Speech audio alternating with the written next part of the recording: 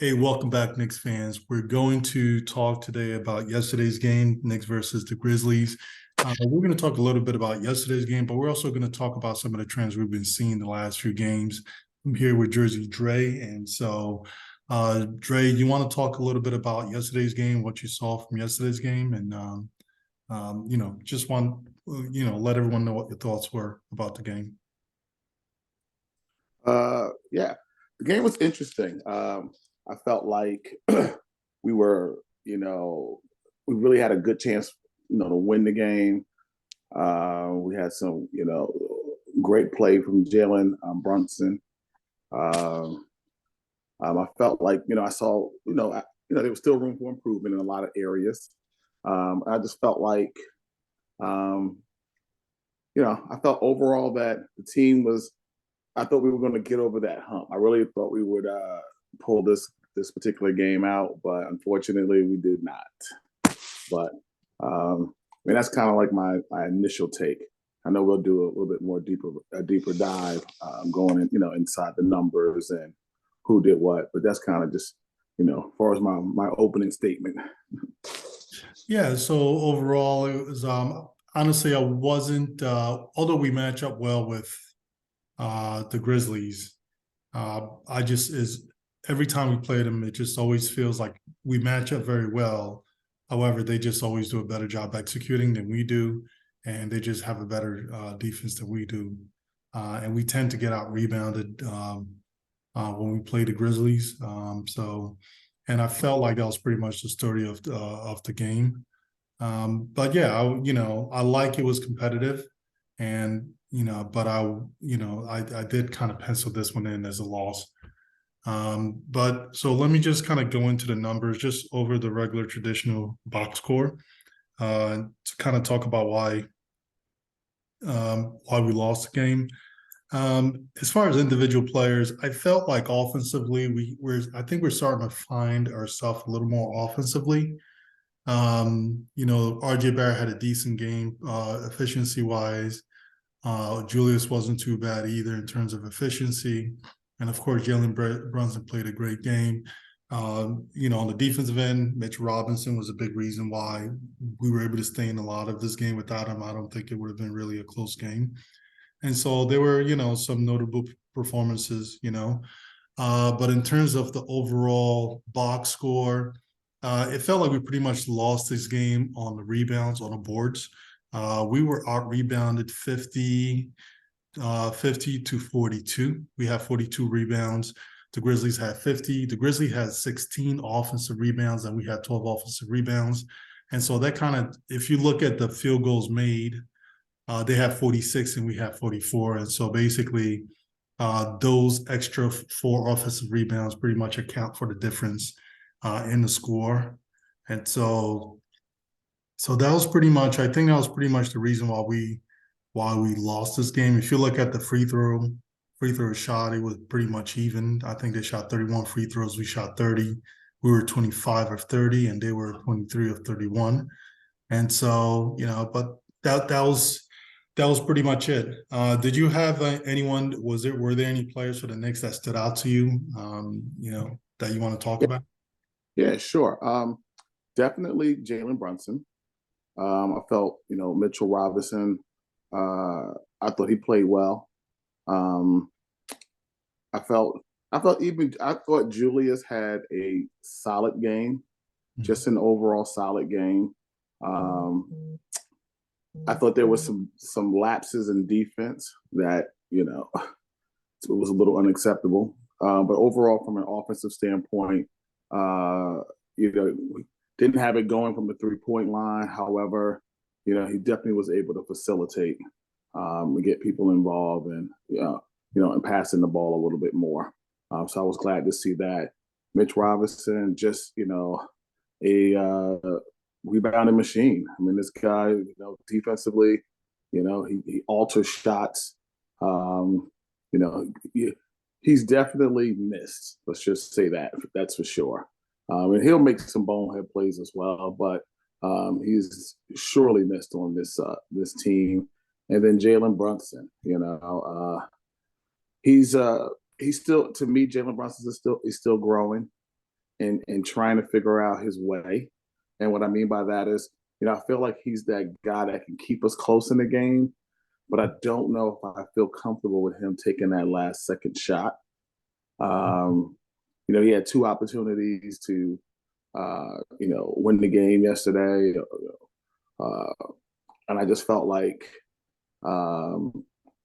maybe that would have been a time for him to facilitate versus trying to be clutch, because he hasn't hit the shot yet. He hasn't hit one of these last second shots. But he'll keep us close.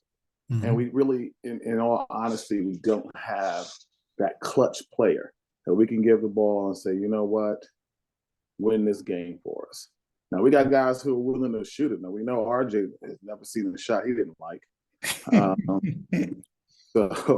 we know quickly will shoot it from half court if we give it to him. So, we got people who are not afraid to launch it at the last second shot. But we just don't have that. We don't have that, Ja Morant, that, that Dame Lillard, that person you can just say, hey, you know what? Everyone go to the side. Let's clear it out, and let's go win this game. We haven't had that type of player since Carmelo. And so, yeah. So what do you think? Well, I mean, one more question. So I think in about a minute to go, he did hit a shot to put us up about 1 point. I don't know if it was a little over a minute to go, but it just seems like we couldn't get a stop, because I think he hit a shot, put us up by 1 with about a minute to go, but we just couldn't get any defensive stops. And so, and of course he had because of that, I think they scored, and then I think he had maybe another 2 cracks at it. 2 or 3 cracks at it, and he missed maybe the last 2 or 3 shots still. So yeah, I mean, definitely I agree with you. The last 2 or 3, he couldn't really pull it through, but he was able to put us up by 1 with about a minute to go, which is, yeah, it's true. Like you said, the last 2 or 3, he had a few tries at it and he just, couldn't make it. And you could just tell he was a little nervous. I think with one of the ones he did miss, it looked like he was looking to make contact when he was trying to go to the hole, but he saw the man really backed off. And so the right move was to pull up, but because he was trying to get that hook, how they try to get that hook and get the foul, it kind of messed up his shot instead of just basically just straight up pulling up. But maybe the hook probably made the defender think he was going straight to the basket, and that's why they backed up. But it's just the fact that when he did try to make the move, it just kind of screwed up his form a little bit. And so it's almost like he kind of double clutched it a little bit, or, it was a light clutch that he did. And I think that kind of helped him miss the shot. But I think also the last 2, it was basically, he was in his, in basically where he normally operates. And those are basically the kind of shots he takes that are usually money. And he definitely missed it. And so maybe it was just, I think you're probably right. I think it's definitely the nerves got to him the last 2 or 3 shots. I think I agree with you on that. Yeah, I think he can keep us close. Yeah, I think, and again, Jalen Brunson, I think is a heck of a player. Hands down to me, I still feel he's the best player on our team, even though his defense sucks. Yeah. But I just feel like he definitely earns his money. Let's just put it that way. And I feel like, but he's still, if Jalen Brunson is our best player on the team, we're not going anywhere. Yeah. And I mean, that's just being, completely honest. I mean, he would be the second best player on the championship team. Yeah. And Randle would be the third best player. Okay. Yeah. Okay. But you still need that one elite player, that Steph Curry, that LeBron James, that, you got to have that one player. Like, you're not winning the championship without at least that one player. Not in this league, not right now. And one of the things, Sybil, we need to kind of think about, like, our defense, which baffles me, because we were Tom Thibodeau's, he's known for defense. And right now we give up a ton of points. Yeah. And I can't put my finger on what's the difference between this year's team and last year's team. from a defensive standpoint. Like, why are we giving up so many points this year versus last year? We're Well, last scoring, year, but yeah. we're up way more as well. Yeah, last year we did struggle the first half of the season, definitely with on the defensive end. We struggled a lot, but I don't know if we're giving up 120 like we've been giving up, I think we're giving up like 121 like the last 7 games. The average like 121 points per game, which is atrocious. And funny enough, the last 7 games, I'm talking about the last 7 games because that was the first time that OKC game was the first time um, we sat Evan Fournier where he was benched for good, didn't even play at all, where he wasn't Right. in the rotation whatsoever. And I think with that first one, that's when we gave up a $145. And so Right. it was so funny. It was like, like Fournier is a problem, sit him, everything, the problems are solved. And right off the back, we give up 145 points. I think Yeah. I think it's just honestly, the first half of last year, RJ Barrett was playing some pretty solid defense last year. Towards the end of the season, it really tailed off because he started trying to take over the team, felt like he was the man. And so I noticed it felt like he was picking and choosing like second half of the season when to play defense, right? You can kind of tell what he was trying to do there. And I think this year, the biggest problem is actually it's Julius and RJ. And the interesting thing is that's why I have this up here. Okay. So we can take a look at the defensive stats. Now, the NBA.com, honestly, they're very difficult sometimes because of it's they do a lot of partial possessions. They do partial possessions quite a bit, and it's really interesting. Sometimes I think it kind of skews the numbers a little bit. But you kind of look at so this is the defensive numbers for yesterday's game, right? And so RJ Barrett, according to this, played really good defense, right? He held his man to 40% shooting, all the opponent to 40% shooting, while he shot about 50%, or slightly over 50%, which is really good. Julius, he held the opponent to 50% shooting because he plays on a wing. The average shooting percentage, I think, for guys in his position is probably more like 46, 47%. And so he's like, this is 50% is probably a little too high. Mitchell Robinson, this here says it was 50%. It felt like it was a little lower, but this here says Mitchell Robinson was at 50%.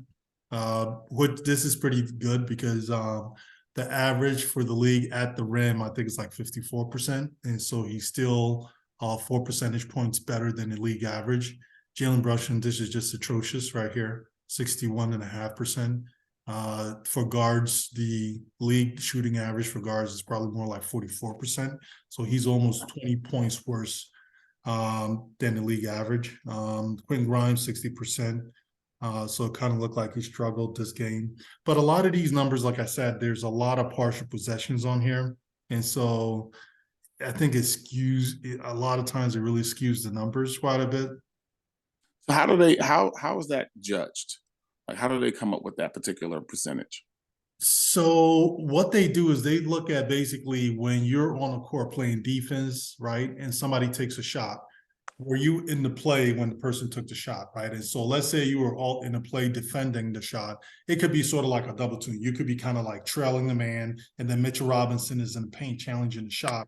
As long as you're one of the men trailing, trying to help challenge the shot, basically is going to count as basically you help challenge the shot, right? And so that's essentially what they do. So if you're in a play challenging a shot, they're going to give you the possession as like, okay, he challenged one shot. And then they want to know whether or not the opponent made that shot or not. And so that's what this defensive field goals made is. So this is the number of possessions and this is the number of field goals made is. Okay, gotcha. So, and then the other thing too, the one thing I realize about that could be an issue also I'm realizing with RJ Barrett and Julius, if you look at it a little more, is they challenge quite a bit of shots. They do challenge a lot of shots. I think they averaged the most on the team this year. And so and to Tater, and I see them sometimes not even just pick up their man. Sometimes if the man kind of goes by them, they'll just let it go, and somebody else like picks up the man and challenges the shot. And so that's another issue where they can just let their man run right by them. That doesn't count like as a stat against them. It doesn't count against them at all. And so it counts on the person who actually picked up their man. And so we do notice with RJ Barrett and Julius Randle occasionally. It's more with Julius Randle. It's really egregious with him where he'll just let his man go. But what I've been thinking is maybe they're kind of like, you know what, like we're challenging the bulk of the shots. I'm not going to challenge this shot kind of thing, like just sheer laziness, right? Whatever it is, they're just not committed to the defensive end. That's pretty much what the issue with Julius and RJ is. Now, this is for yesterday's game, but I just want to pull up one for like the whole for the year. And so this here is from NBA.com as well. And this is for all the games that we've played this season. And if you look down here, this is RJ Barrett. So he's allowing the opponents to shoot 47%. He's shooting 40%. And so he's -7. So this is where this is where it counts, right? So these are the guys that are getting. RJ and Julius get the bulk of the minutes on the team. They average like 36, 37 minutes a game, right? They get the bulk of the shots, right? And then on top of that, they're also on average, challenge the most amount of shots. Jalen Brunson, according to this, challenges more at 14.3, but he's, but anyway, we'll talk about that in a little bit. But essentially, these two guys I think they're the biggest problem because they're some of the largest minuses on a team, right? And we depend on these guys a lot. So they're constantly losing their matchups in terms of efficiency. So the opponent is constantly more efficient than they are, like every time we play. RJ is by 7 percentage points. Julius is by 4 percentage points. And Julius is shooting 46% from the field, but if he's allowing 50% from the field, he needs to shoot at least 50% from the field. So interestingly, we moved to Jalen Brunson, right? And Jalen Brunson, his defense is atrocious. But according to NBA.com, he's allowing about 48% from the field, 47.9%.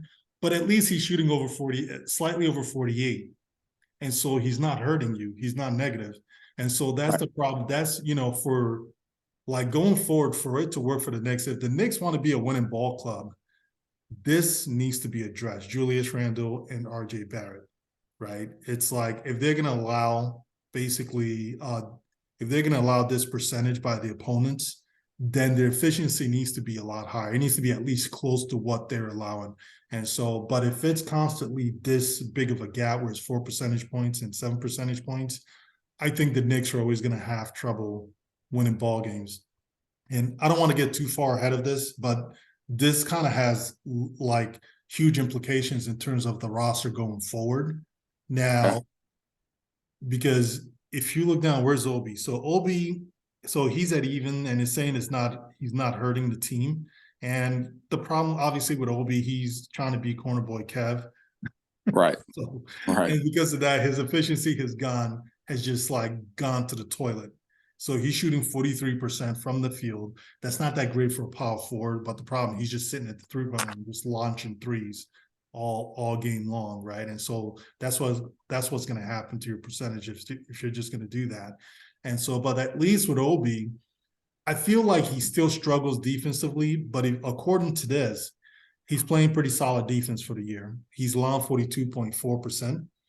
But the whole point I'm trying to make is, if RJ, Julius, and Obi are struggling on a defensive end, right?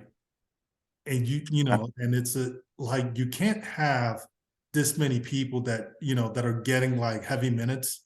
Obi's not getting heavy minutes, but I'm just assuming because even if you decided to trade, let's say, Julius, right, and you stick Obi in the starting lineup with RJ, I think it still could be a problem because Obi struggles on a defensive end. The eye test shows me like he's not comfortable. He struggles a little bit.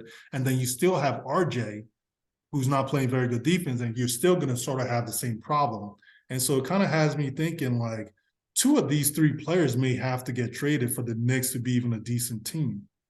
If like the only way it works is efficiency for whoever they keep, the efficiency has to go up, right? So if they trade only one, at least the other one of the two would have to drastically improve the efficiency to the point where they're not hurting the team.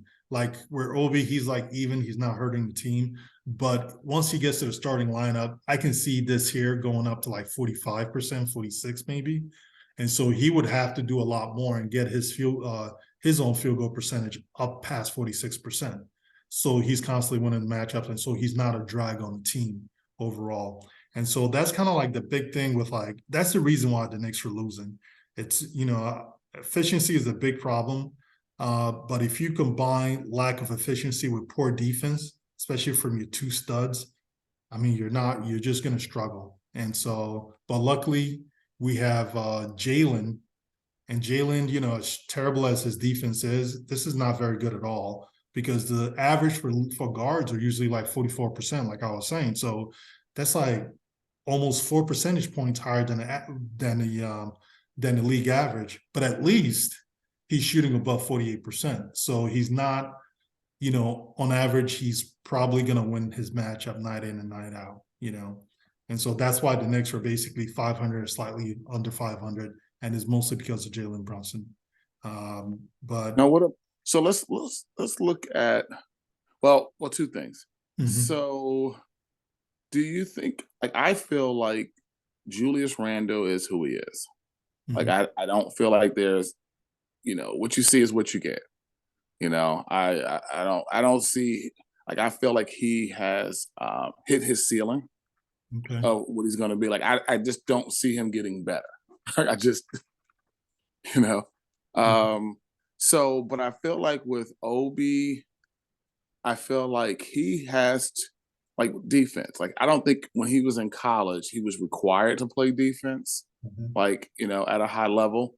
And I feel like, just because of his own offensive, um, his own, skill set, he was able to, they masqueraded, and I feel like if he can get stronger, because I think, and have somebody truly teach him how to play defense and truly work on his, I think he gets stronger, especially in his legs. If he can get stronger in his legs.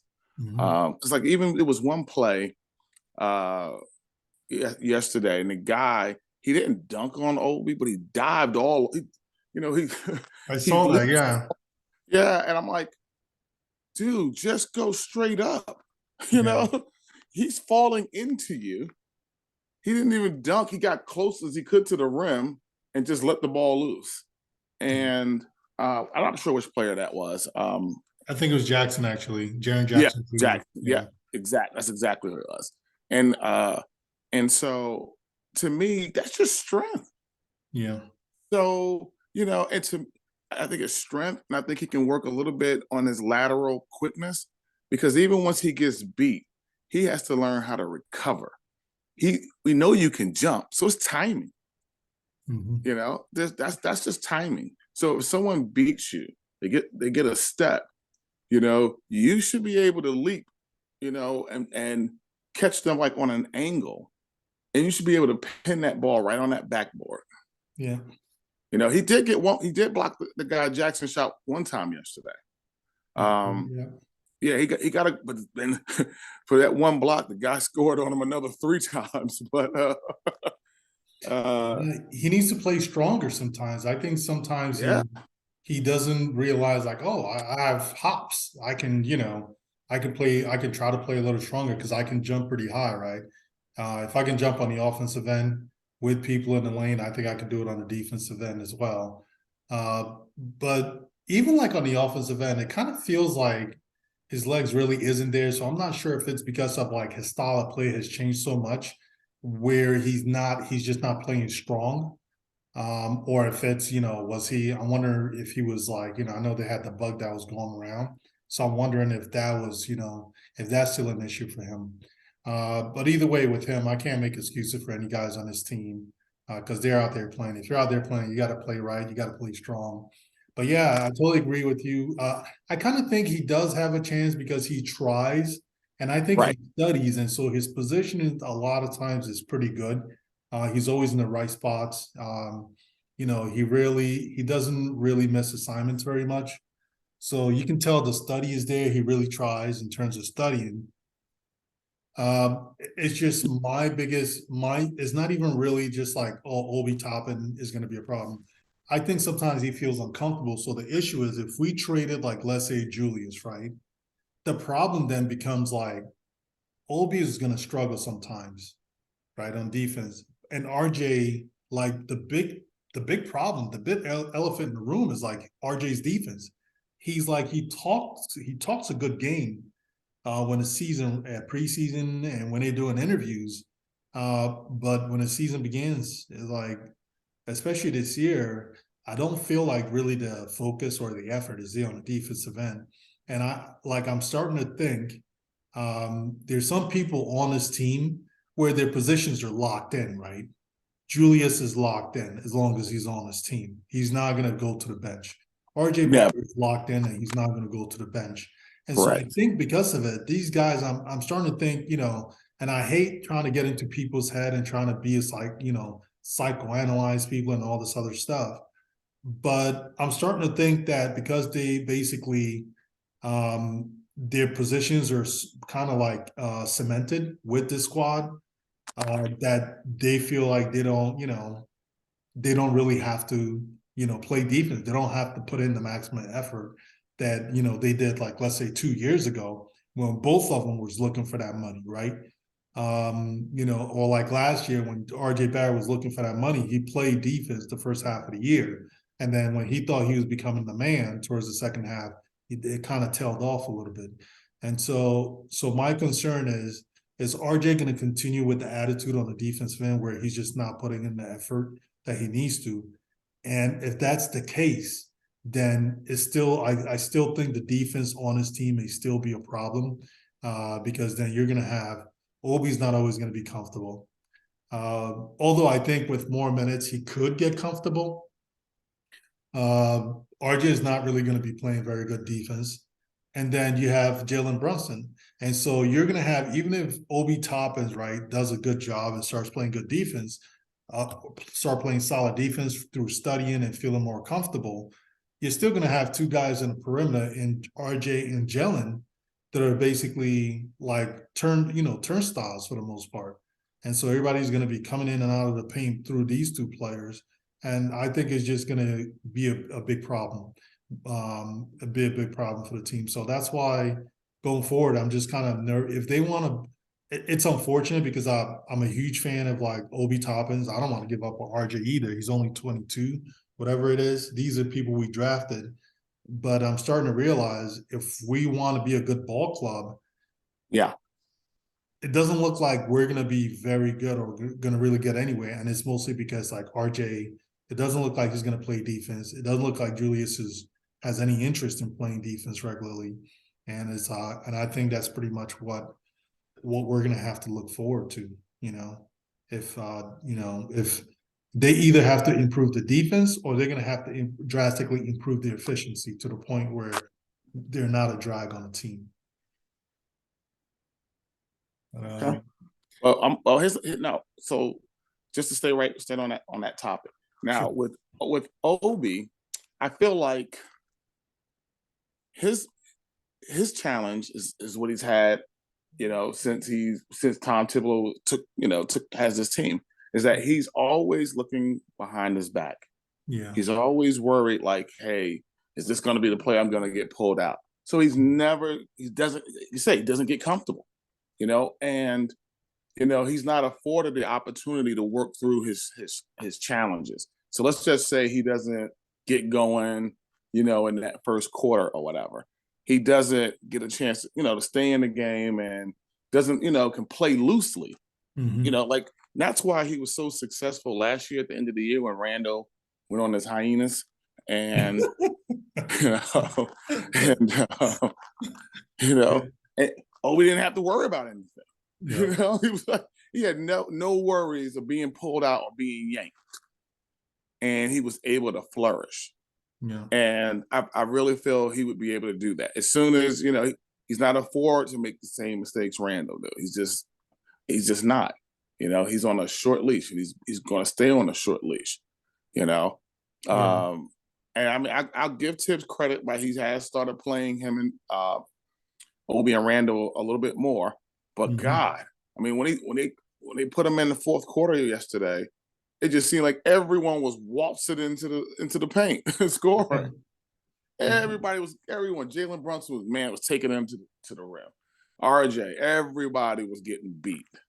And so you have to have a rim protector. Now, I'm looking at this chart, and I'm looking at Isaiah Hartenstein. Yeah. And we know his defense sucks, right? The crazy thing, according to this, it's weird. I like the last 10 games, I feel Mhm. like this, it's not 42. The last 10 games, the defensive field goal percentage is not 42. I feel like more than half the time when somebody goes to the rim, they're scoring a Hartenstein. And he has had some good blocks here and there. But this is where sometimes, and this is why, like last year, I was tabulating my own defensive stats because I just don't, sometimes I don't know what NBA.com is doing because this does not seem like, it just doesn't really seem right to me. But I'm sorry, go ahead. What were you saying about Hartenstein? Well, just saying, yeah, like the eye test says something different. Yeah. And I feel like he tries, but he Yeah. just always seems kind of out of place, right? He looks like he's one of those guys that like he's trying.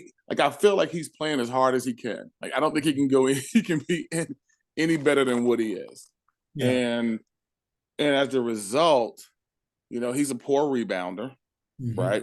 And that's another problem.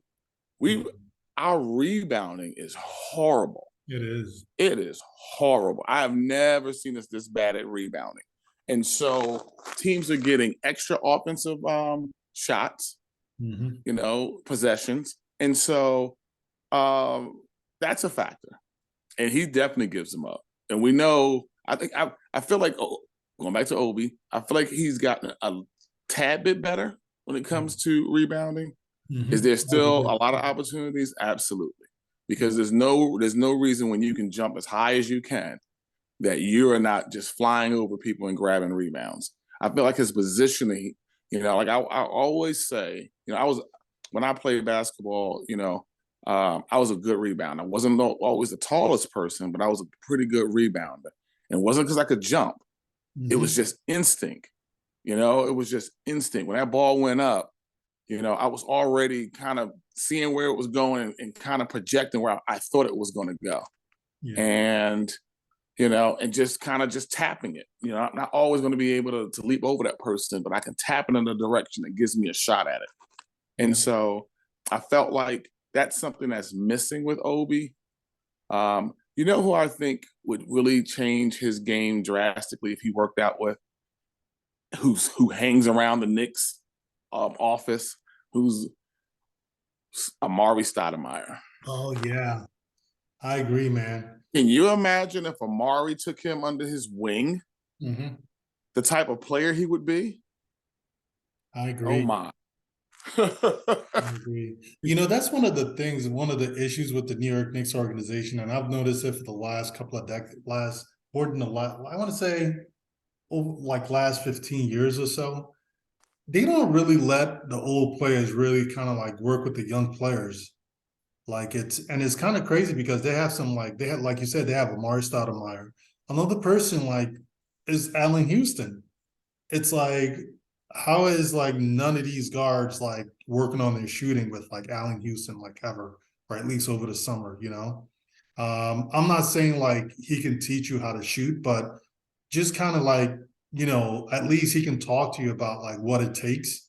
Like I think like last time we were talking these great players like Stoudemire and Houston, people don't realize because these guys were able to shoot. They had really good mid-range shots. These guys put up a lot of shots, during their off time. And I think a lot of times people don't realize, especially the guys that are not good or not as good that are not stars, they don't realize I don't think they really realize how much time it takes or how much work you have to put in, or maybe they realize it and they just don't want to put it in, right? But just being able to see like, okay, this is what Allen Houston, what he used to do, right? He used to like make sure before he left the gym, he made 400 shots or 500 from mid range, whatever it is, right? And so just things like that, so they can see like what it takes and try to build up their stamina to the point where they can do that, where they like in their off time they can put it that many shots. But the issue is like I was saying, to get back on point, it doesn't seem like the organization really allows them to do that. It's almost like you're kind of like on the outskirts, just kind of observing, and that's pretty much it. That's what it seems like to me. What do you think about that whole thing? Well, I feel like, Allen Houston is a pure shooter. Mm-hmm. And I think when it comes to shooting, like either you have it or you don't. I don't know. I don't know how Allen Houston would be able to help in that regard. Yeah. Like I don't know who would benefit, because shooting starts to becoming, your mechanics. Mm-hmm. Now, if we're talking about identifying what type of shot to take, or when to drive, when to pull up a jump shot, then maybe. But I just don't know if Allen Houston would be able. Like, who would he teach, and what would he teach? Mm-hmm. Like, I don't know. I feel like shooting is repetition. I Yeah. feel like it's stamina. It's a lot of factors that come. He was just a pure shooter, and we were blessed. You Yeah. know, I don't think we've ever had a pure shooter like that before. When Allen Houston took a jump shot, he made more than he ever missed, and so and that's why we gave him that $100 million contract, and Sprewell almost drove his car off a cliff. And so, Yeah. remember that? Oh my So, God. Yeah. yeah. Um, Yeah. So what do you think? Uh, Cam Reddish came back yesterday. Quentin Grimes started, but Cam Reddish pretty much finished the game. And one of the things you quickly realize, Cam Reddish, I mean, Quentin Grimes, just to kind of put this out there, he improved. I think he really improved on his defense this year. I see a big difference in terms of being able to challenge shots. Last year, he was able to keep people out of the paint, but I felt like he wasn't that great at challenging shots. This year, it feels like he's actually doing better with that as well. And so it's funny enough.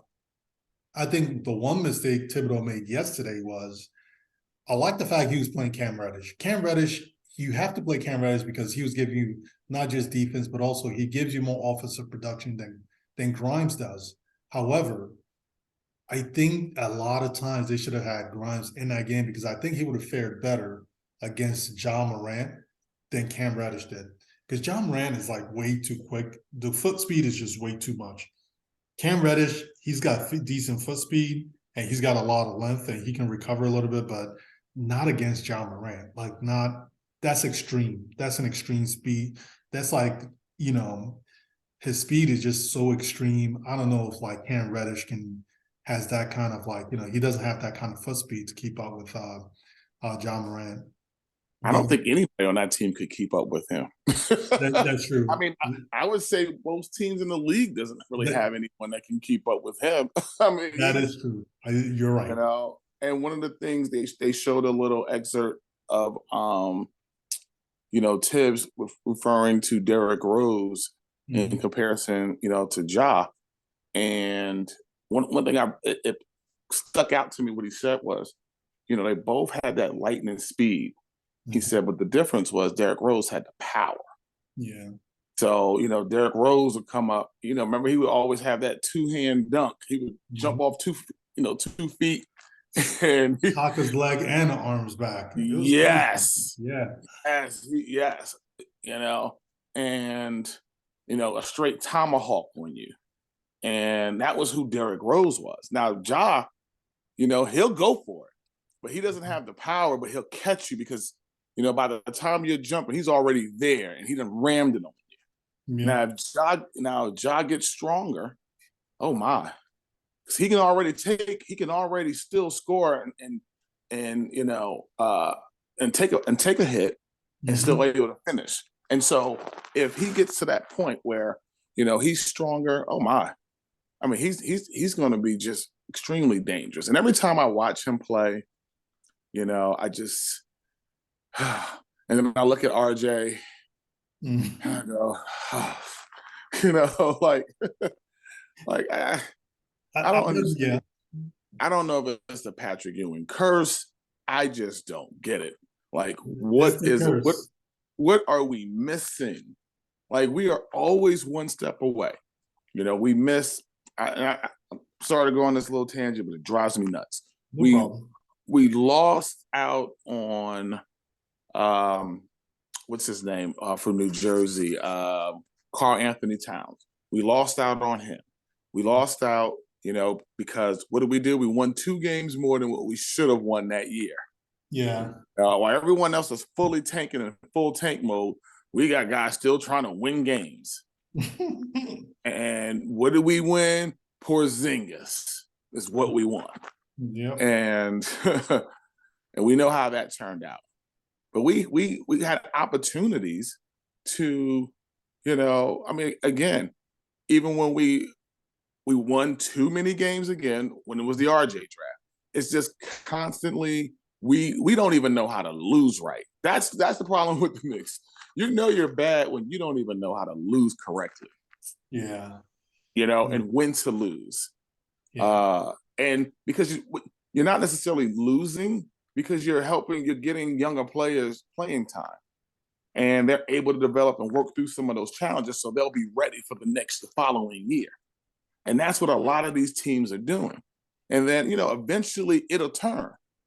It will eventually turn. You look at, Oklahoma, you look at some of these other teams in Orlando, different ones they're starting to turn. Mhm. And, and they don't have this old veteran over here who looks like what is that? What is that movie? The Spike Lee movie, Jungle Fever, Gator from Jungle Fever, aka Randall Julius Randle. Yeah. Yeah, uh, Yeah. yeah. I mean, that's what this guy looks like. He needs a warm coat and a hot bowl of soup most games. So Yeah. yeah, I mean, so I feel like we just we're constantly missing it, And I mean, look at this team, and we were so afraid that we were going to give up the house for Donovan Mitchell, Mhm. And what happened? Here we are. Yeah. So, but you know what? One thing, so one thing that may be in our favor is the Dallas pick. Oh, Dallas is starting to struggle, right? Yes, they are. They are below Yes. 500. Yeah. Okay, and they're getting ready to make things even worse. They're getting ready to sign Kimball Walker. Good luck. That's gonna be even way worse. You know Okay, what's yeah, so yep. if you think Kimball Walker is going to replace Jalen Brunson, Keep wishing. good luck. Okay. Funny, I did a whole video over the summer talking about how they were underrating Jalen Brunson's his basically his contribution to the Mavs, especially when Luka was playing. Jalen Brunson was pretty solid when Luka wasn't playing, and they were actually able to hold their own because it's a very limited offensive team, and it's just basically Jalen. And I think they were about he played like 17 or 19 games without Luka, and I think they were about 3 games under 500 without Luka. But that wasn't too bad given like the offensive limitations that team had. Because if you remember that team is only like it's only Luka and Jalen. That's it. There's no creators on that team. But when you pair up, you look at the numbers with Luka and Jalen combined, it's like they accounted for like basically it looks like they accounted for like well over 70% of their of changes in the margin of victory. And so they're responsible for a lot of the wins, the both of them combined.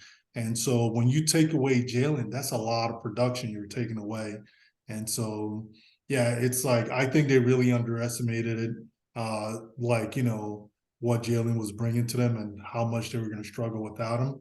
Because you really need someone who's like, I mean, the dude was giving you 16 points a game at 50% shooting. I mean, like, there's not a lot of people that can do that in the league. There's not a lot of people that can give you that consistency. And then in the playoffs, he was killing it in the playoffs. So yeah, I agree with you. I think the Dallas, we fingers crossed. I think they could be lottery bound because they lost Jalen Brunson. They could be it's possible they can be lottery bound this year. I mean, I saw highlights. They lost to the Raptors. Raptors were missing like Siakam. I think they were missing that Barnes. The Raptors were missing a lot of people, and the Raptors was giving them a lot of trouble. And then the other thing with Luka, too, people don't realize is like uh, every year I would do basically an analysis on the top MVP prospects, and Right. Luka, and I think I would usually do top 10 Okay. players that are like in the MVP conversation. And Luka's, he's usually up there, right? He's like you, but I think he's usually like eight, 7 or 8 or something like that. He's not that high. He's pretty low. Even like, believe it or not, you know what's even crazy? Um, if you look at the rankings, the power rankings as a player, Trey Young, the one I did last year, Trey Young was actually ranked ahead of him. And a lot of the issues with Luka is also efficiency, is okay, but it's not that great. And so I think that's kind of one of the things that kind of hold him back a little bit. But yeah, it's very surprising. Like Luka, they only show when he makes those step back, those basically step back crossover jumpers he makes. But they don't show you like the other 6 he took, a lot of times. So that's actually one of the reasons I love playing against Dallas Mask is like he takes all those step back 3-point jump shots from like 27 feet away. I'm like go ahead, take the shot, because he's only Mm-hmm. making like 30% of it or less. So it's like, but yeah, I mean, I think we could get lucky this year with that Dallas pick. You Yeah, that's what I'm banking on. I know if am it's protected? Is it like a not, protected no, pick? not this one. No, Oh, not this this one. one, because this was the one Mhm. uh, that it was still projected to be a high first round pick. Mhm. And remember, we received two. This was that second one because we didn't get it back to back, so we had to wait that off year. Yeah. So, from my understanding, unless I'm wrong, I'm almost 100% sure this one is not protected. It was just that it wasn't. Dallas has been, has gone far in the playoffs over the last few years.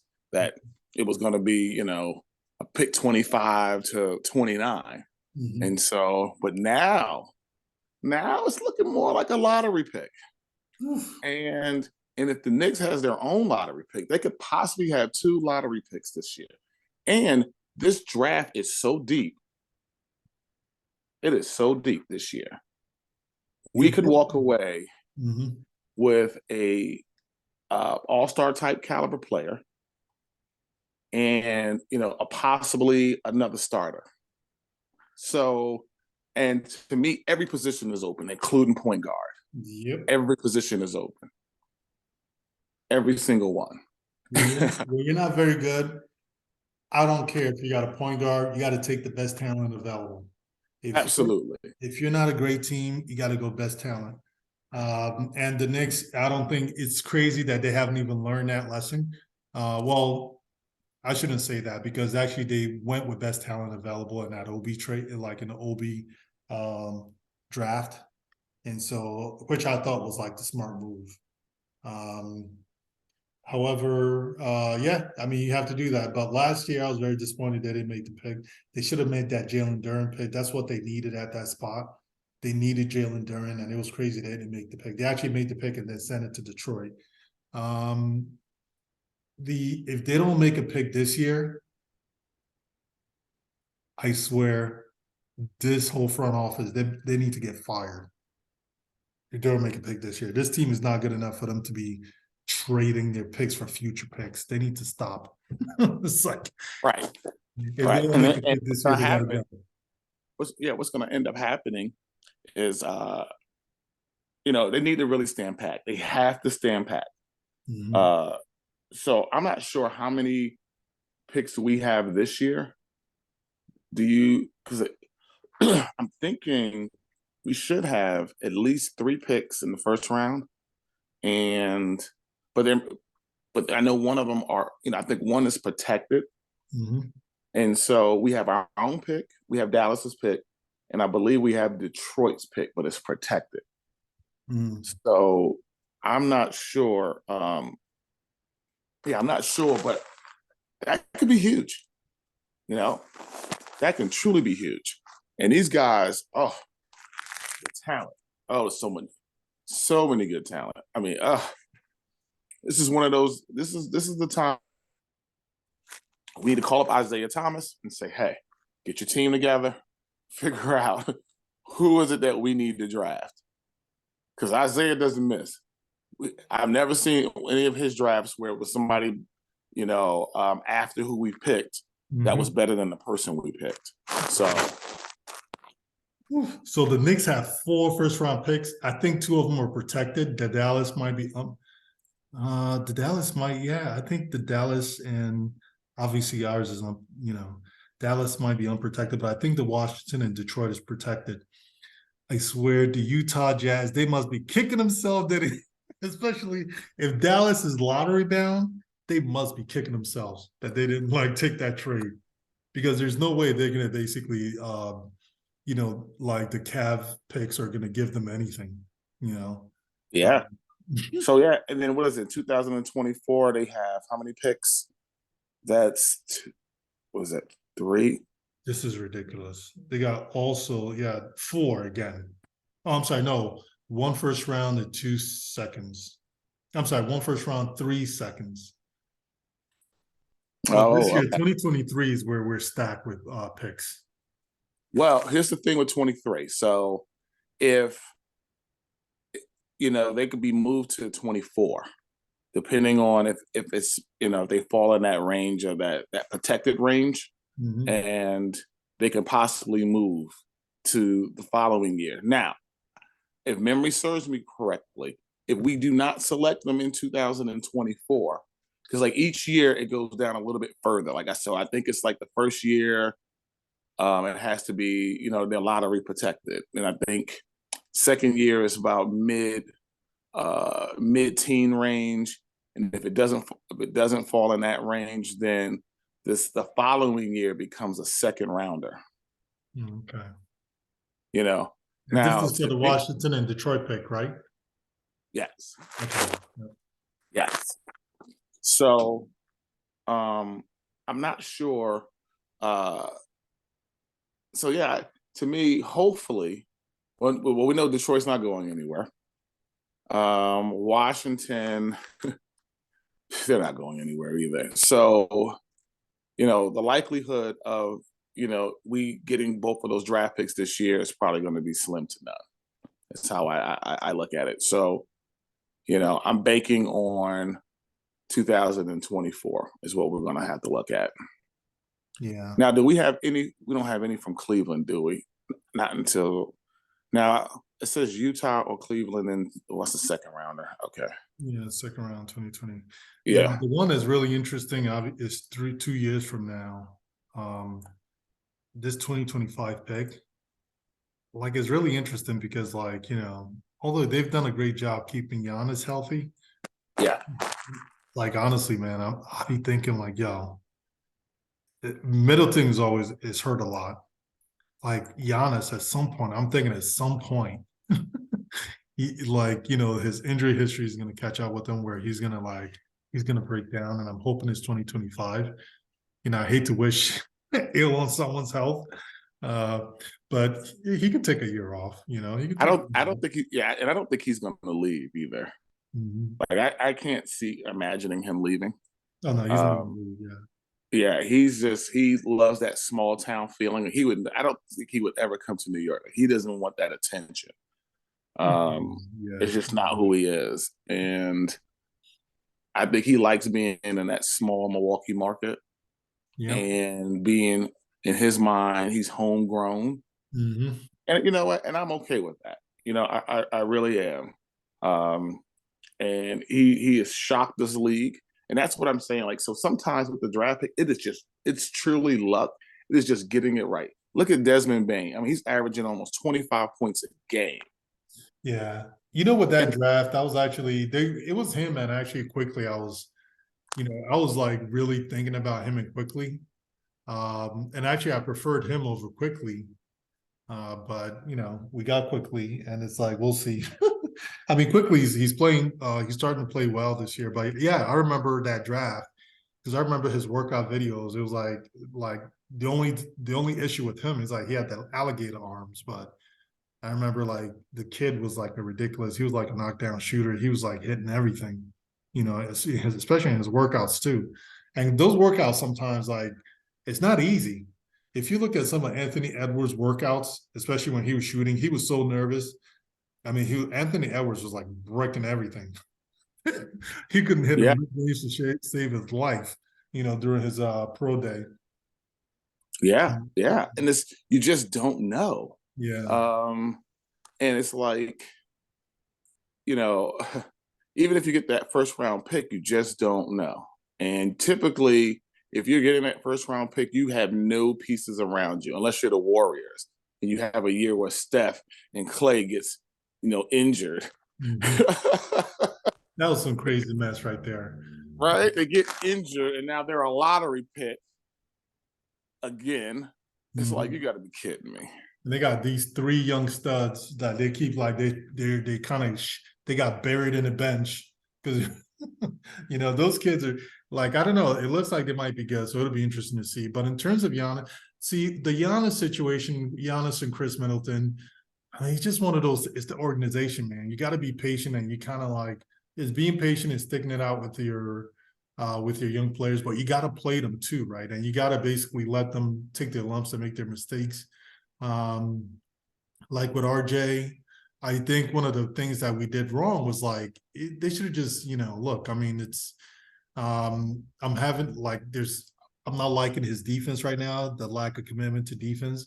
But I think early on they should have tried to like at least, especially the year that we sucked, the Pittsburgh year. I think they should have like allowed him to shoot a lot more, to be more of a playmaker. Hopefully, if they would have done that, I wonder if he would have been at least a better finisher, maybe at the rim. But although he's pressing a lot, and that could be just the reason why. But either way, it's like I think a lot of times it's the organization and how they bring up the players. The Knicks just suck at it. It's like we just don't. We'll draft players and we don't give them a shot. We don't even like. We'll clown them and they bury them on the bench. I mean, you look at Frank Ntilikina. Honestly, I don't give a damn. Wait, Frank, I don't care if you think he sucks. It doesn't matter if you suck. You spent the number 8 pick or number whatever it was on this player. You got to play him. You got to play him. Bad teams. What bad teams do is they do what the Knicks do. They just bury the player on the bench and won't play him anyway, and then they'll bring Emmanuel Mudiay to play Emmanuel Moody. It was the dumbest thing. So instead of playing Frank Ntilikina, you bring in Emmanuel Mudiay to play him, and then you lose Emmanuel Mudiay in free agency and have Emmanuel Mudiay go into Utah, wherever else he went. I'm not saying I wanted to keep Emmanuel Mudiay, but it just doesn't make any sense what they were doing.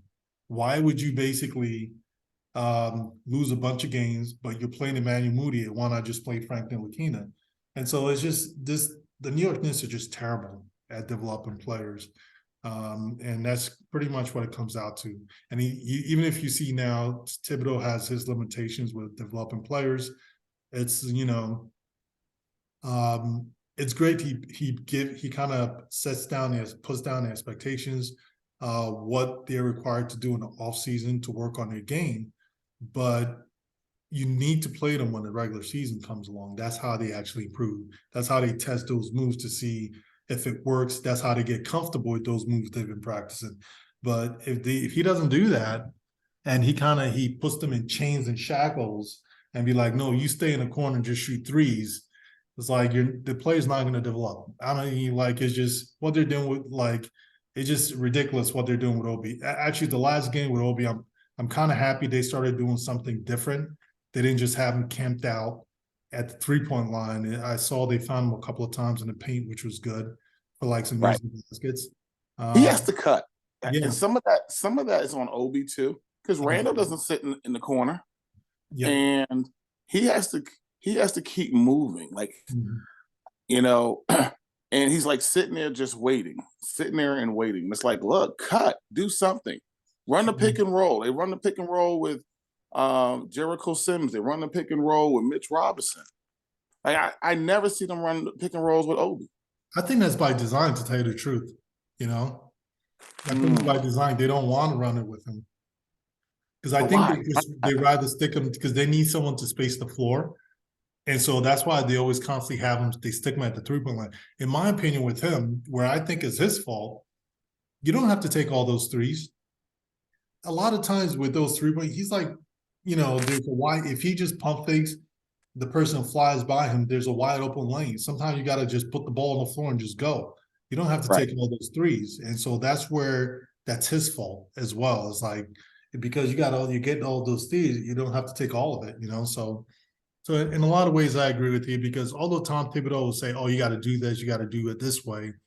Honestly, with Tom Thibodeau, he's the kind of person you have to be able to stand up for yourself.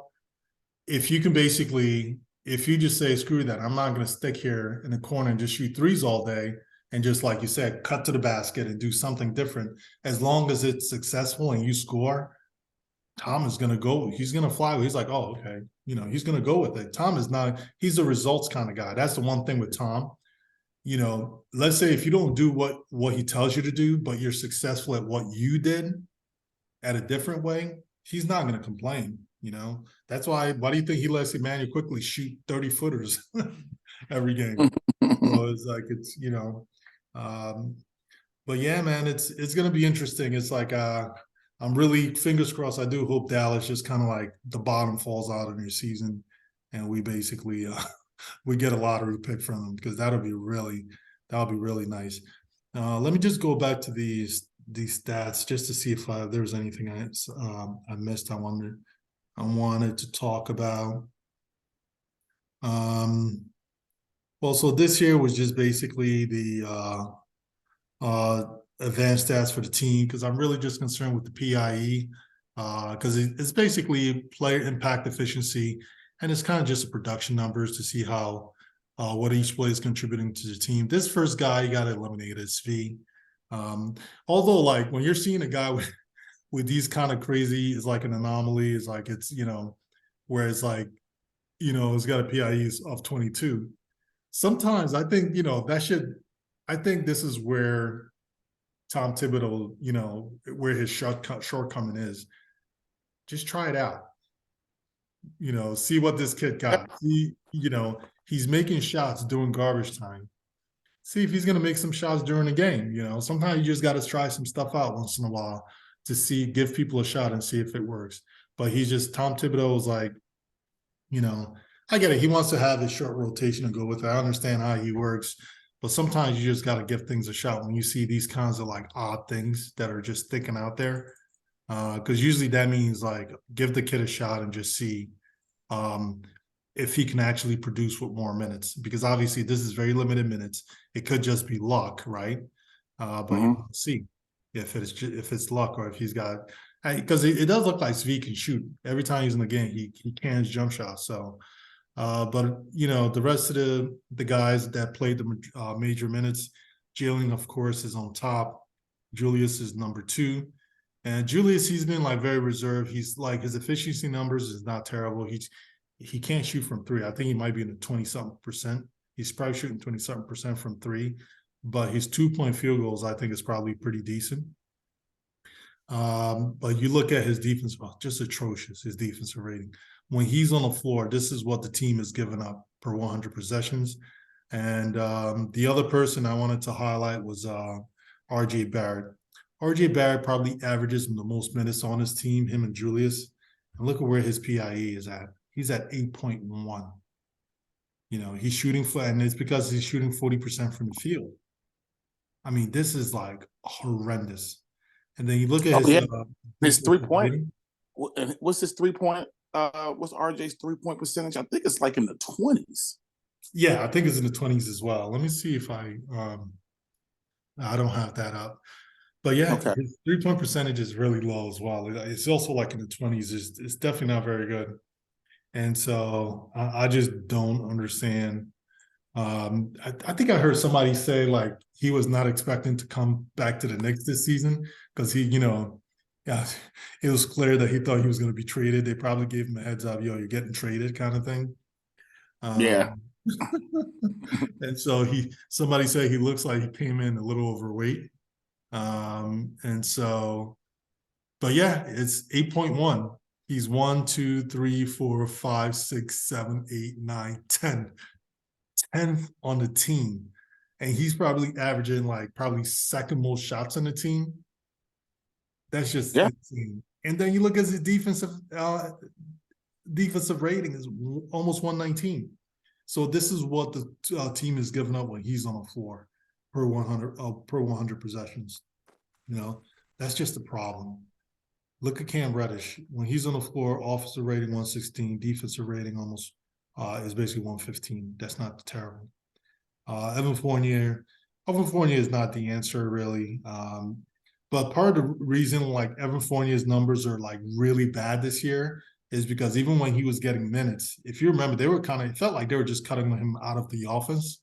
They weren't involving him like they did last year. So that's why his numbers are like, he's not this bad. His defensive rating, I think is this bad. I think this is fine, but the offensive rating is not this bad. I think he should be more like, honestly, he should be more like 113, 114. So he should be sort of even because you look at his numbers last year, he won his matchups. He generally outscored the opponent over the course of the season.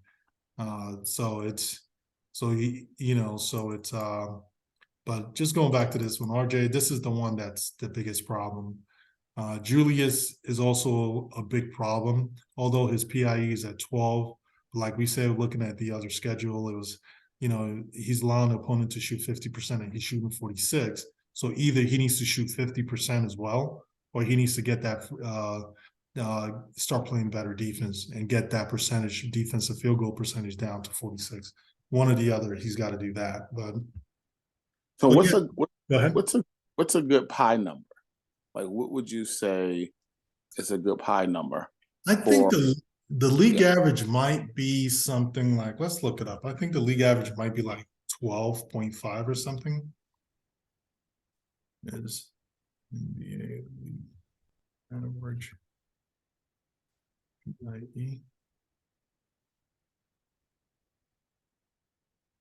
Oops, league average is always 15. So it's 15.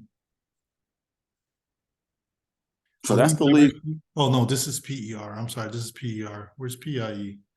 Why isn't this coming up for PIE? PIE is normally lower than PER. Shit.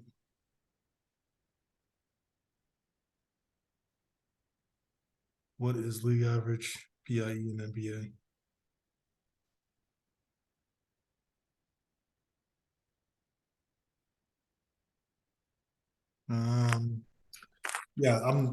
It's not showing up here, so I'm not sure but I think it's normally around 12 and at 12.5. I think that's what it is. So okay. Yeah, because I'm just curious. That'd be a good stat to have. And just to kind of a stat, just for us to kind of, continue to monitor. mm-hmm. As we start progressing in the season, I feel like that is, that could be a real critical, because as we start looking at, hey, why are we losing? Like, numbers don't lie. I agree. They do. Yeah, I agree. It's. I think they do make a lot of sense. It helps you make a sense of what's happening with the team, and so I agree with you. For the most part, numbers don't lie. Sometimes you can try to manipulate it, but if you're looking at it in totality, without trying to basically cherry pick, you're gonna know what's happening with the team, and this is pretty much what's happening with the team right here. This schedule that tells you what's happening with the team. Like I said here, although Fournier is struggling, this is not as bad as it seems. He's not this bad, so this percentage should be really more like this should be more like 43% normally, maybe 44. And so it still leaves them like -4 or something like that in terms of efficiency. But on the flip side, when you look at actually field goals made, when you look at field goals made versus field goals defended or defensive field goals made, he tends to have more than the opponent, although he's less efficient. And so, but this is the issue. This is what the issue is for the New York Knicks. And if you notice with Julius Randle, his defensive field goal is about 7. But Julius Randle, on average, I think he makes only like 5 field goals a game, or maybe even just 6. So on average, Julius Randle, not only is he less efficient, he's making less field goals than the opponent. RJ Barrett, I think RJ Barrett on average is probably making like 6 or 7. But then if you discount the number of field goals he has more than the opponent, you discount it by 7%, the chances are then the opponent, because that's how I would evaluate,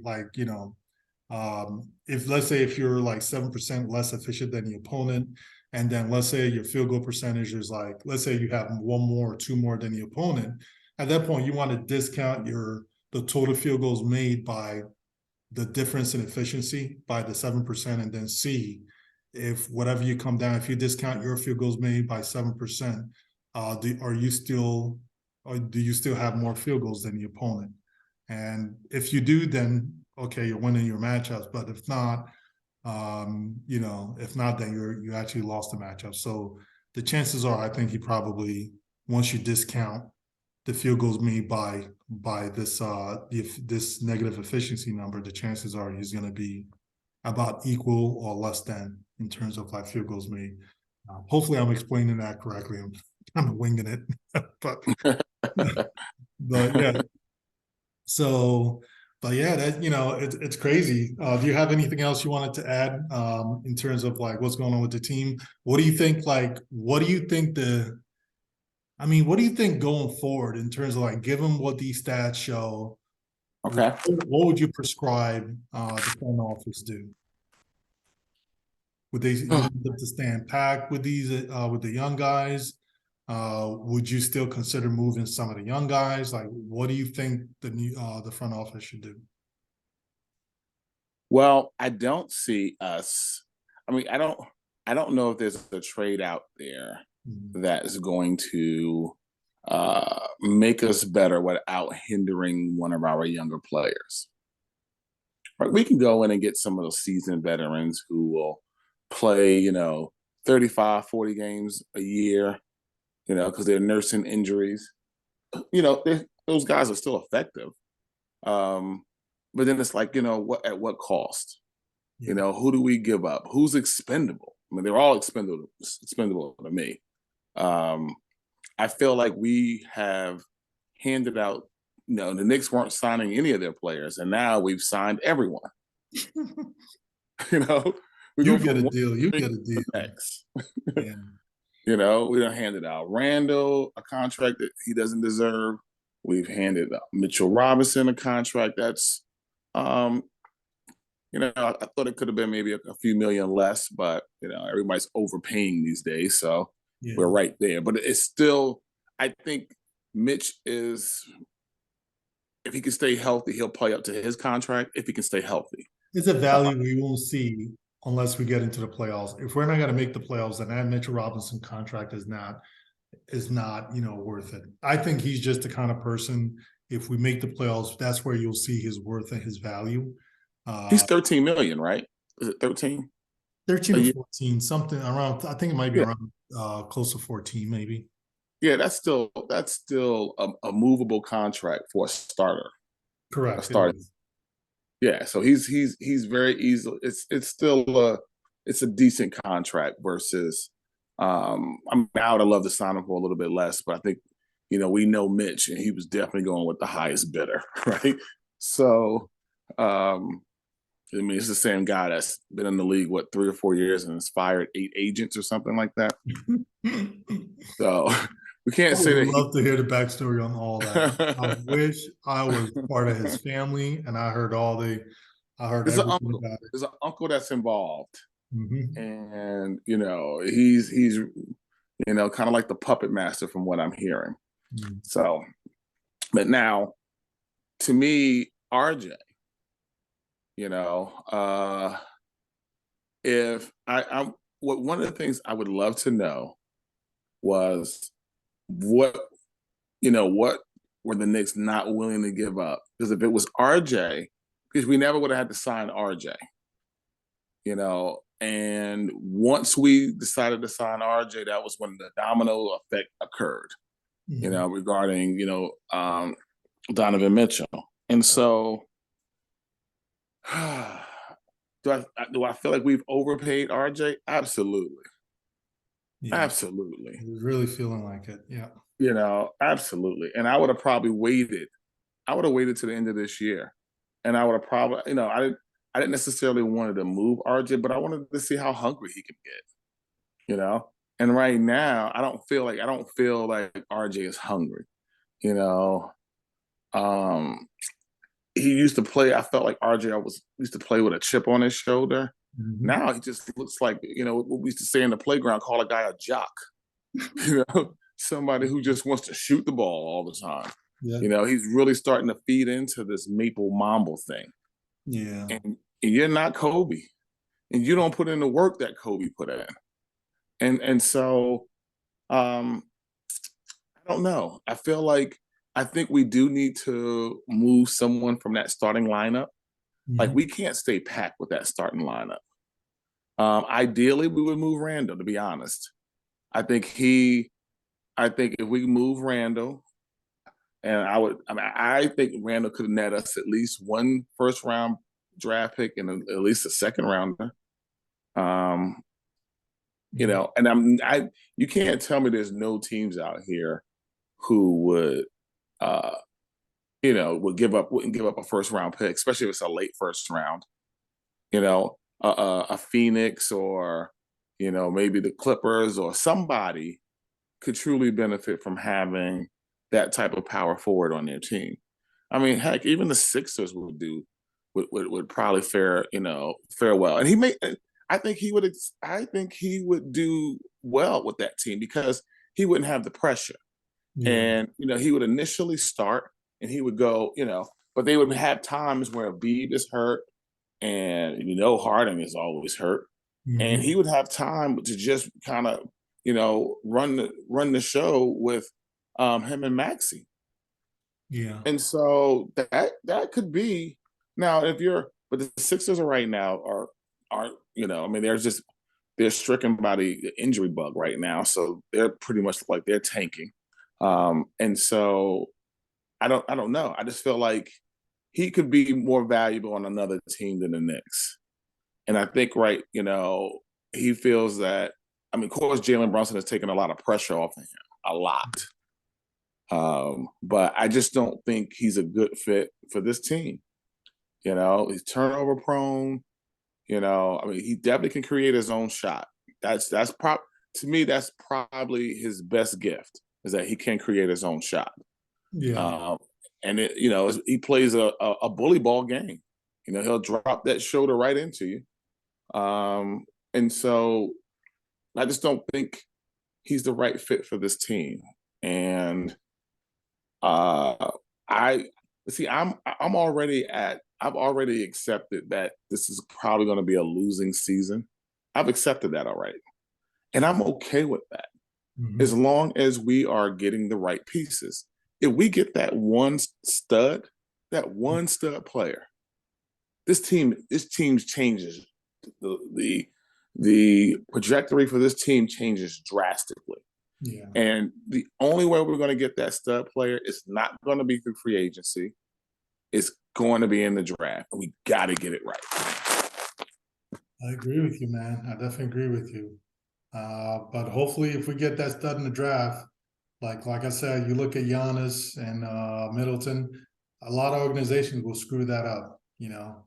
The Knicks seems like the kind of organization that will screw that up, and so you have to, you can't just get them and then like screw them up, because like I said, these people, like these kids, Giannis took a long time before he came into his own. It took a few years, right, before he became a good player. And you got to be willing to put in that time, and you have to understand you have to put in the right amount of coaching in, because a lot of these kids don't have that, that support system, like let's say RJ does, right? That comes from a basketball family, and they know like what they need to work on. They know where to, they get the coaches. They know what to do essentially, right? And so the next needs to be, they got to have their head on straight. If they're going to basically be in this draft, and they may have to consider actually making a change and not bringing, Thibodeau back. I haven't been really talking about him recently because at some point it's like he is who he is. The players know how he coaches and how he is, and sometimes you need to make the adjustment to kind of like to make his system look good, look better than it is, right?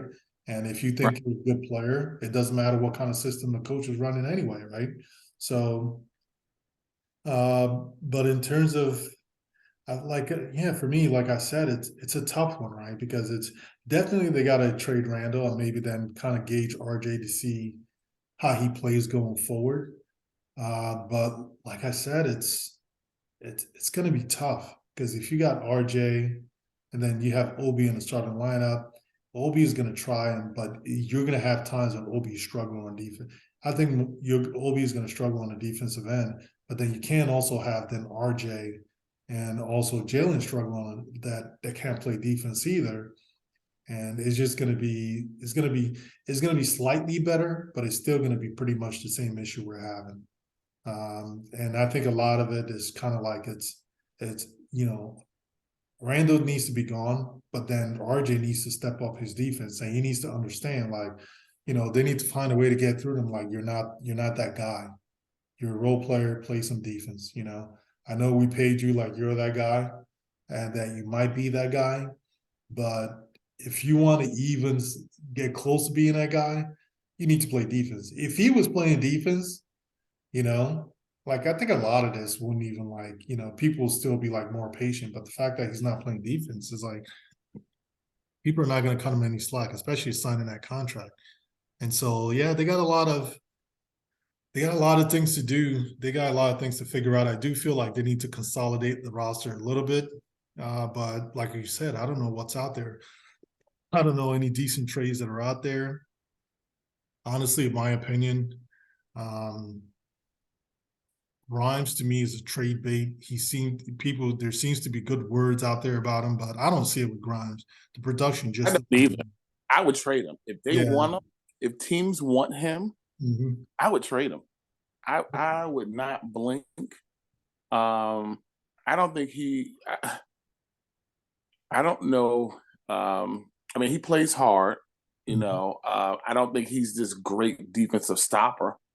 By any means. And I feel like his shot is still shaky. Very shaky. He's had some games where it looked a little bit more consistent. Not this year. Last year, he had a few games that looked like it was, there's a possibility. But I think as New York Knicks fans, we are so starved for a star player or a good draft pick. Because we just haven't. We have not drafted well. Yeah. And we just we have not drafted a difference maker yet. I really thought Porzingis could be it. I really did. I had high hopes for him, but he wasn't ready for the bright lights. No, he You definitely know, wasn't.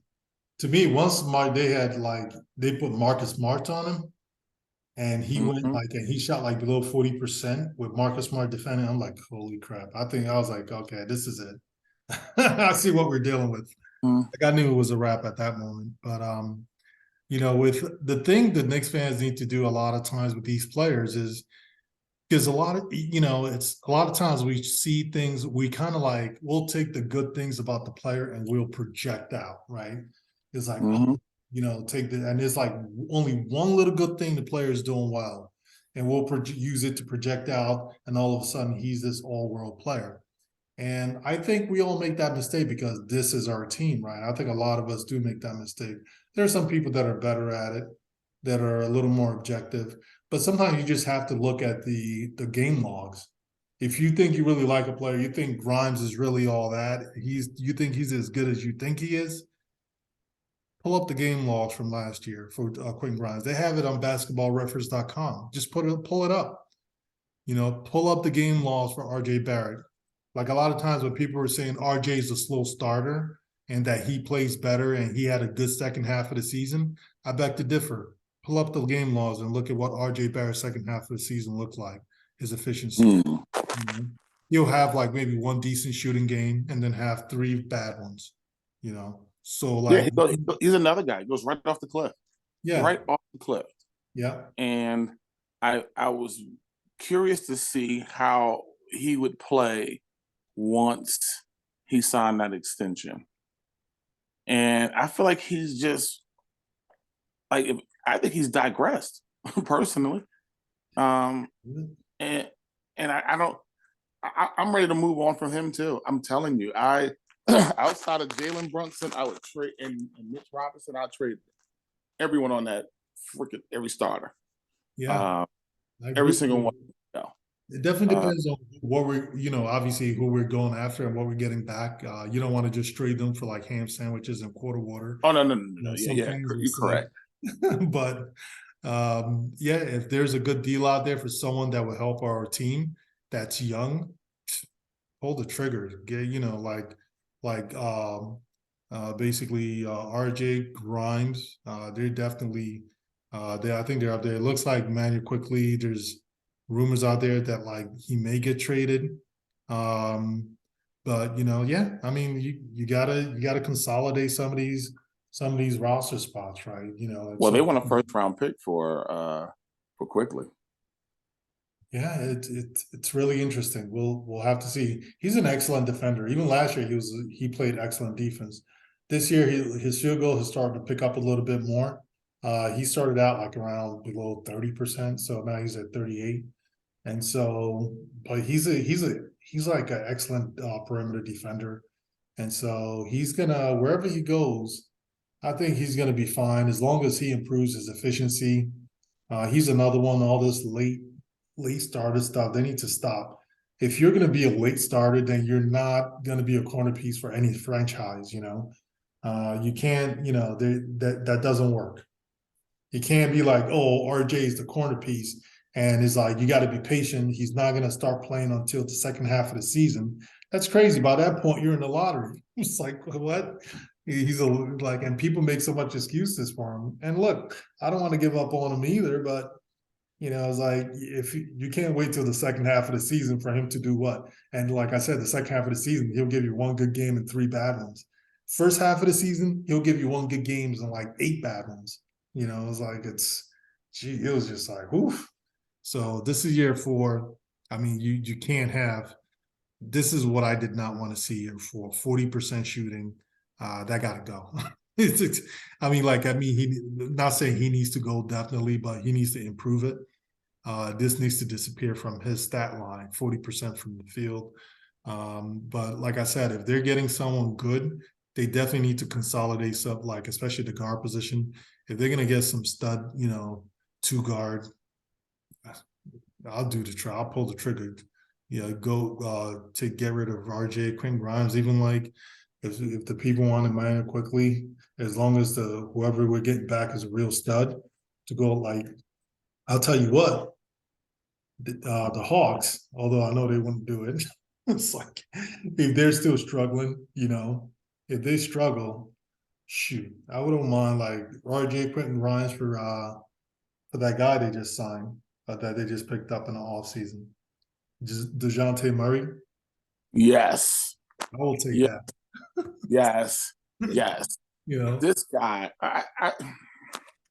that's another one. That one hurts more than the Donovan Mitchell. Yeah, it does. Because we wouldn't have had to give up much for him. And this guy would have turned us into a completely different team. It was actually a better fit than Donovan Mitchell was. Oh, absolutely. This guy plays elite defense. And you know what it does? When you have somebody who plays elite defense, and he is a very good offensive player. And what that does is it sets the tempo. Yeah. When they start seeing him getting after it, guess what? Everyone else wants to get after it. That's what leaders do. They lead by example. They don't have hissy fits, and they don't sit in front of a ref all day complaining about missed calls. Mm-hmm. That's not what leaders do. Or, disconnect from the team. Yeah. Sit away from everybody else and pout. And that's why, like the other thing is that trade there, like us not being able to get him, that's where like the front office, I think this is everyone talks about how great the analytics team is, and along with like this front office, I think it's overrated, especially the analytics team. They spend so much time doing this cute little stuff, and you combine like all the cute little movements they're doing to create a little extra cap space, and then the fact that they got like, because they're trying to do all of it to get Donovan Mitchell. The problem is because everything they're doing is so complicated, all their focus is just on that one trade. Instead of kind of like, sometimes you got to be able to just sit back and just kind of like look at the landscape. Like, how do you, like, you're in the market for a guard. How do you not even know DeJounte Murray was an option? And you had way more assets than the Hawks did. That was just bananas to me. How do you like, how do you let him go to the Hawks, And then because, they're doing all this nonsense during the draft, it's just like, I can't even repeat all the moves that they made during the draft. And all of it was like mad weird, like basically traded Kemba Walker along with a first round pick. And then like, it was just, oh my God, I was like, my head just hurt. It still doesn't make any sense. And to make the matters worse, if you're telling me you did all that for Donovan Mitchell and you still didn't get him, is like that's clown moves right there. That's some clown stuff right there. You can't do all that and not get your guy. Right. They were all in trying to get this dude. Didn't make a pick in the draft. Sent a first round pick to get Kemba off the books, which was like weird. It's like for an $8 million contract or $7 million, whatever that was. You had to send a first round pick for that. It's like people are giving this front office and our analytics team a pass.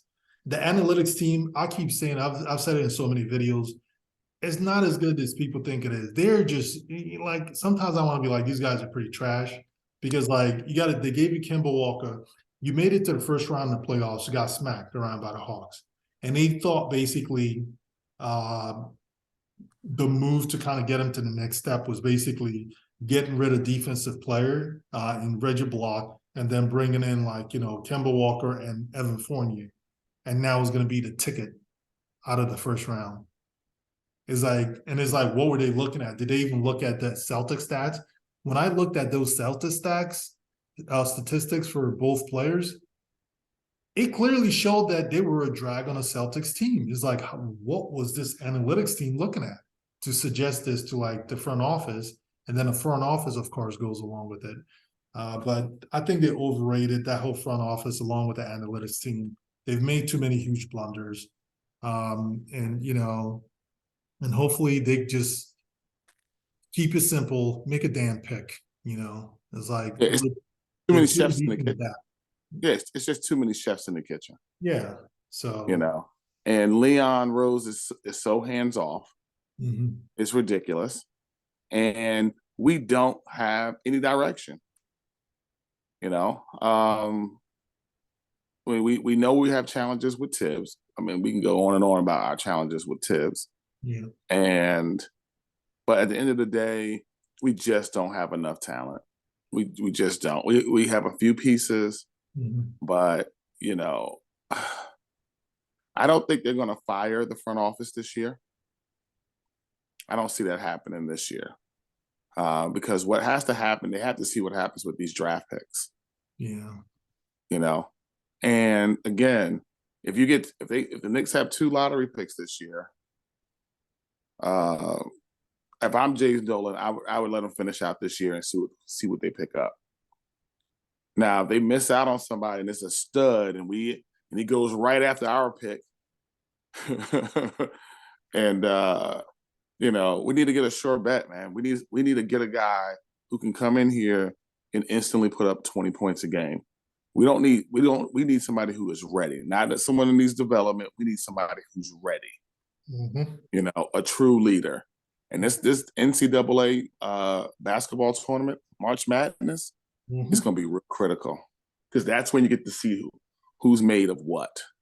That tournament is huge. It is so huge in so many ways.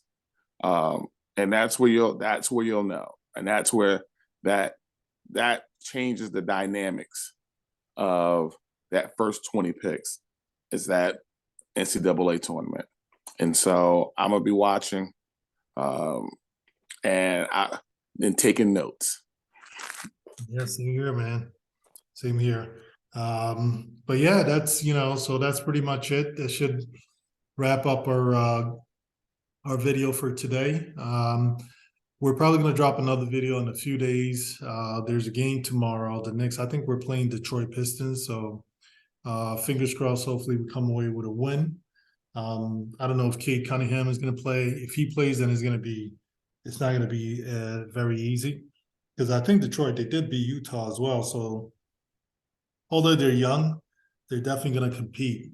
And so, and they're probably going to have a lot of their players back come tomorrow. And so it's a team the Knicks do not want to take lightly at all, because they will embarrass us if we don't show up. But that's pretty much what I have. Thank you guys so much. Please make sure you like this video, subscribe to the channel, and we'll catch you guys the next time. Thank you so much. Have a good night.